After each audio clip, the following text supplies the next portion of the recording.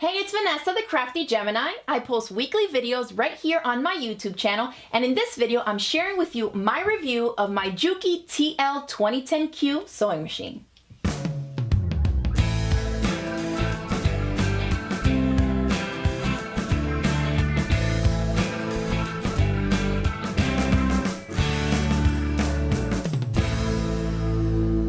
Alright, so let's jump right into this sewing machine review. This is my new Juki TL-2010Q sewing machine. This is the newest model that's out right now. If you recall from some of my other sewing machine review videos, I recently purchased 3 new sewing machines. I got them all from a quilt shop about 2 hours south of me in Mount Dora, Florida, called So Many Things. I walked in there and Tim, the owner, walked me through a bunch of the machines, and I really fell in love with this one.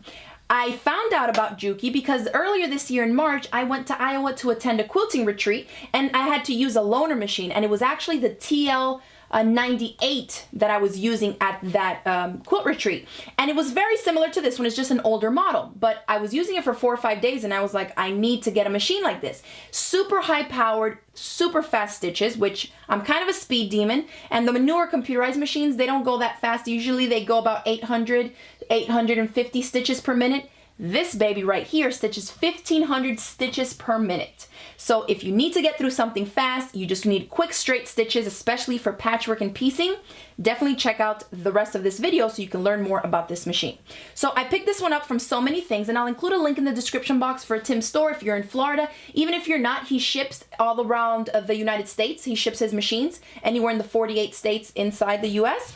And so I'll include a link to that. So if you're interested in Jukis, you can definitely hit him up. Now, let's talk a little bit about this machine. Go over the basics of what it comes with. It comes with an accessory bag with several different feet. I just have the basic piecing foot on here. It comes with a couple of different free motion quilting feet. It comes with this walking foot that actually I found that it's pretty chunky, like it's nice and heavy and solid metal. So you got your walking feet. There's a few other specialty feet there, but honestly, I rarely ever use them. I use the free motion quilting one and then the regular piecing foot in here. The machine is not computerized, it's a basic machine, and so what I mean by that is that it only does straight stitches. There's no zigzag, there's no hundreds and hundreds of decorative stitches. This is just a straight up workhorse, okay? For straight stitches and for free motion quilting, because for free motion quilting you don't need zigzags, right? We just want the needle to stay up and down stationary. I do my free motion quilting. If I do it on like smaller projects, I do it on this machine. It works great. The speed control is amazing. So let's get into some of the different settings here so I can talk to you about them, because it really comes with some great stuff, but it's just what you need, all right? So here we have our stitch length selector, and it goes from 0, which is usually what I keep it on when I'm doing my free motion quilting, and you can go all the way up to a 6. So that's gonna be a long basting stitch, all right? For piecing, patchwork stuff, I usually keep it around a 2, okay? We have a little pair of scissors down here, and that is your automatic thread cutter. So this machine will cut the threads automatically for you if you press that right there. And then it also does it at the foot pedal. So similar to the F600 Juki that I reviewed in another video, when you press forward on the foot pedal, it will stitch. And when you just tap your heel back, it will automatically cut the thread for you. So if you're holding something here, you don't need to move your hands and hit a button. You can do it from your heel, okay, at the foot pedal. This machine also has a needle up, down, which is super handy. I usually will always sew with the needle in the down position, but when we're free motion quilting, I like to use the button and do the needle up, down to bring up that bobbin thread. So there's a lot of different uses for that. It has a nice, big, and easy to use reverse lever here for your back stitches. And then down here, we have our feed dog lever. So right now, it's pointing to the right, and that is for my feed dogs up. And when I do my free motion quilting, I switch it to the left and do my feed dogs down, all right? Aside from that, it has a nice long bar here. You don't only have to use the smaller spools of thread, you can also use a large cone up here. So if you're gonna be cranking out tons and tons of patchwork pieces, you can buy a more affordable, larger cone of thread and just go to town using that instead of loading a little one horizontally, like some of the other machines have, right?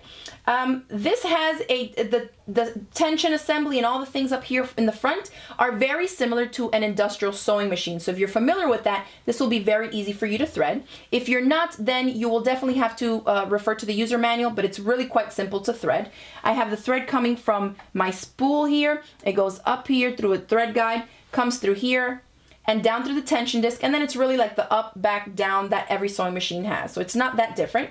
This machine also has an automatic needle threader. All right, so let's show you how easy it is to use the automatic needle threader on the Juki TL-2010Q. We thread the machine normally, and then we come down to the needle here, and you can see there's one more thread guide, so I've already draped the thread behind it there. Notice the needle tip is super close to the foot when the presser foot is in the up position, so I like to put it down. Just make sure that you have enough thread slack out here that you can work with. So just put the presser foot down. Now I'm going to grab this lever with my right hand and bring it down. That's going to engage the automatic needle threader.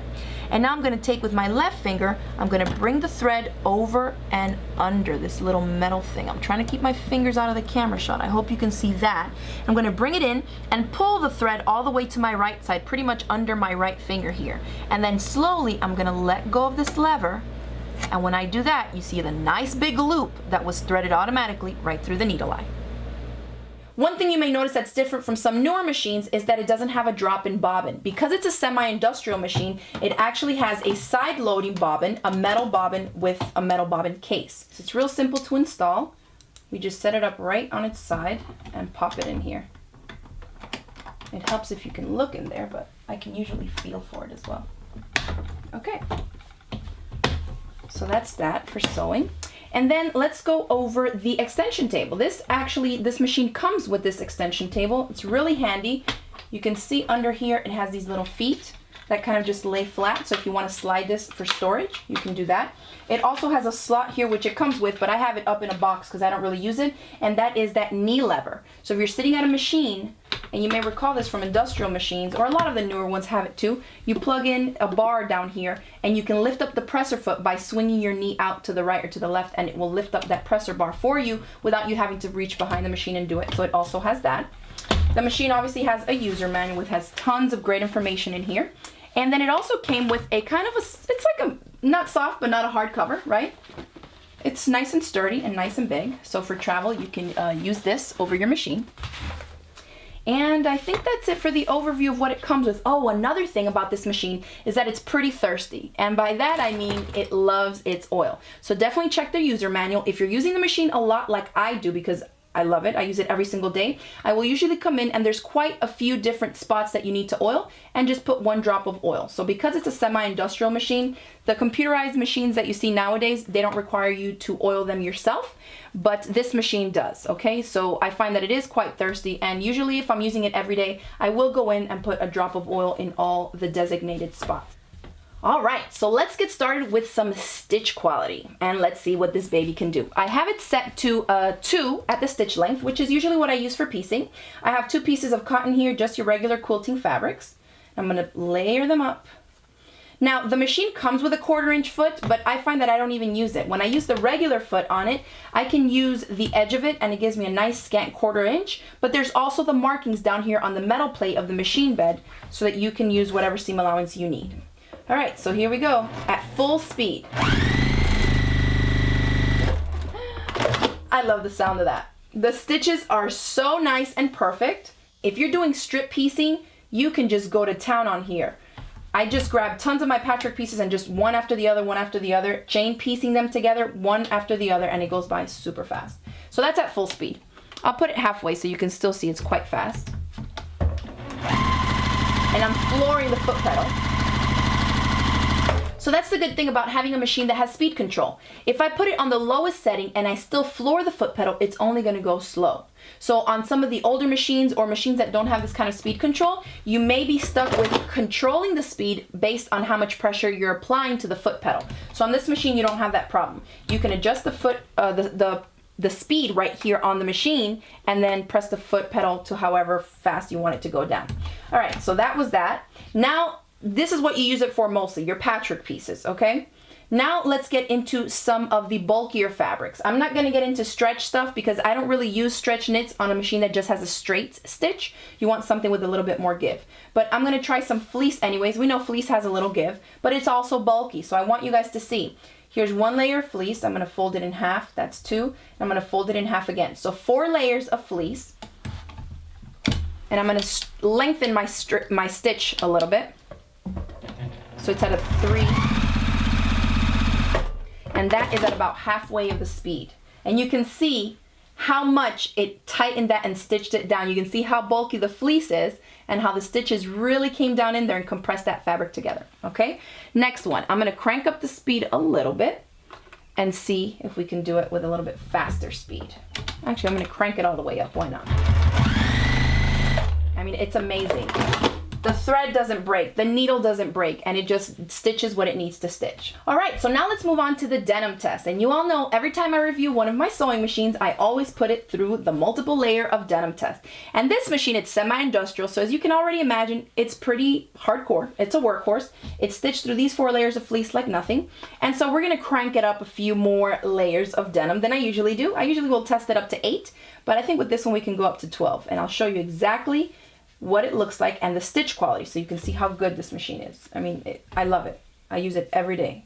All right, so here we have 3 layers of denim, so let's try that first. And my stitch length is about a 3. Full speed. Butter. So easy. So that's 3. 4, 5, 6. There's 3 more.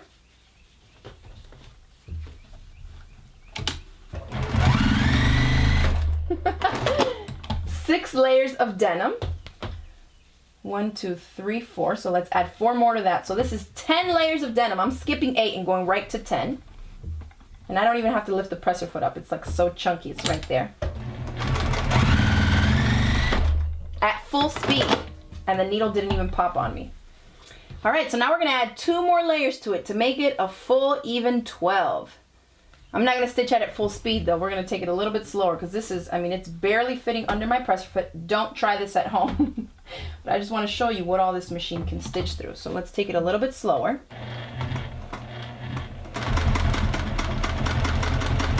Amazing. 12 layers of denim. All right, so that's it. There you have it. A chunky 12 layers of a really thick denim, actually. This isn't lightweight denim. It's from a pair of jeans. And it's stitched through all 12 layers like butter. So this is definitely a workhorse, my new favorite sewing machine. I hope you all enjoyed my review of the Juki TL-2010Q. Remember, I picked up this machine at So Many Things in Mount Dora, Florida. You can check out Tim's website down in the description box below. I hope you enjoyed the review, and if you did, hit the video with the thumbs up below. Share it across the different social media sites, and don't forget to click the subscribe button so you won't miss out on any of my future videos. And remember, if you want to check out this machine in motion doing some free motion quilting, you can click right here and watch the full video playlist of my free motion quilting series where I use this exact machine. Thanks for watching, and I'll see you next time. Bye.